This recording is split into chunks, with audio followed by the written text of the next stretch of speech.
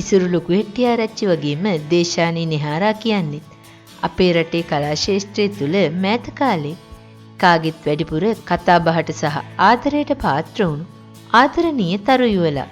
මේ දෙන්නගේ ආදර කතාව ගැන නම් මේ දෙන්නට ආදරය කරන ගොඩ දෙනෙක් දැනගෙන හිටියා.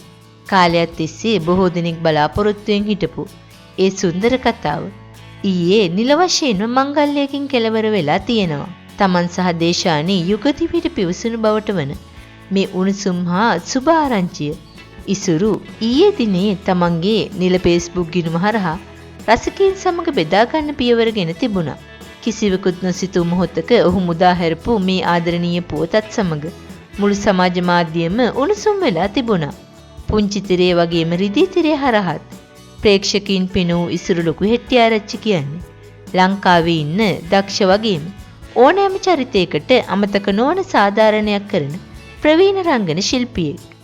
ඒ වගේම රූපශ්‍රීයෙන් හා රංගන හැකියාවෙන් ප්‍රේක්ෂක හදවත් දිනාගත් දේශානි නිහාරාත් මේ වෙනකොට කලා ශාස්ත්‍රයේ කැපී පෙනෙන චරිතයක්. මේ දෙන්නගේ ආදර කතාවට මුලින්දලම රසිකයින්ගෙන් ලැබුණේ නෝඩු ආශිර්වාදයක්. ඉසුරු තමන්ගේ මංගල පුවත ෆේස්බුක් කරහා පළ කරලා සුළු මොහොතක් ගත වෙද්දී කලා ශාස්ත්‍රයේ තරු රසකින් වගේම ඔවුන්ට ආදරය කරන දහස් සංඛ්‍යාත රසික රසිකාවියන්ගෙනුත් උණුසුම් සුබ පැතුම් විශාල වශයෙන් ගලා යමින් තිබුණා. අලුත් ජීවිතයක් ආරම්භමින් යුග දිවියට පිවිසුණු ඉසුරු සහ දේශානී ආදරණීය යුවලට ඔවුන්ගේ ඉදිරි ජීවිත ගමන සර්ව ප්‍රකාරයෙන්ම සාර්ථක වේවා කියලා අපිත් උණුසුම් සුබ පැතුම් එක් කරමු.